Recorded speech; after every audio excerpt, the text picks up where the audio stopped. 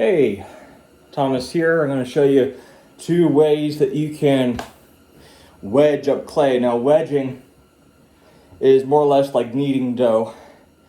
It mixes in the clay body in a consistent way, as well as it forces out any air that's trapped within the clay, air bubbles. Air bubbles will cause your pot to explode, and if that's not the trouble is on the wheel. It will blow out on the wheel as you're lifting it up, because air, of course, has no substance. So this is how you wedge clay. This is some Oklahoma clay mixed with some standard manganese clay.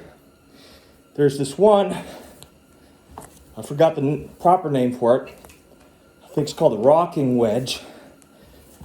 And in this rolling type of motion,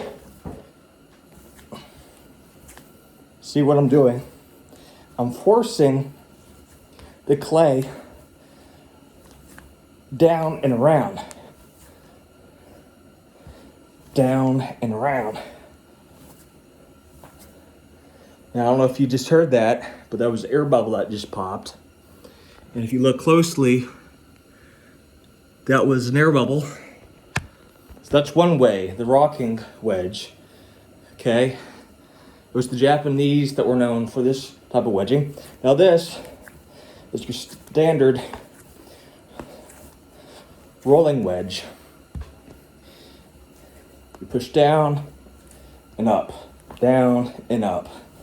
Now, it takes a little bit more skill to do wedging than what it looks like, because you have to manage this mass. And as you can tell, it's making very thin layers, almost like a pasta. It gets thinner and thinner and thinner.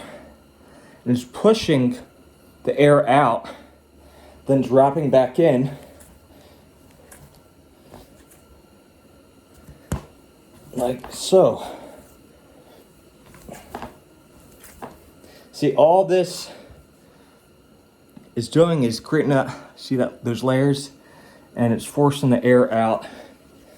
Then you change positions, you put what I call the tongue on the outside, and then you wedge the tight part back in.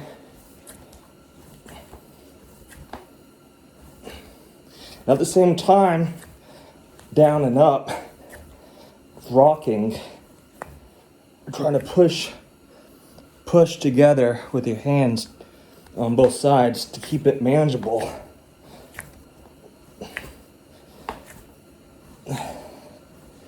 Now, I like to wedge most of my clays in the winter because it is pretty a vigorous job, and it heats you up.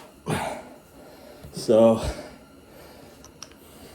I take clay mass, I cut it, and I look at if there's any air bubbles and inconsistencies.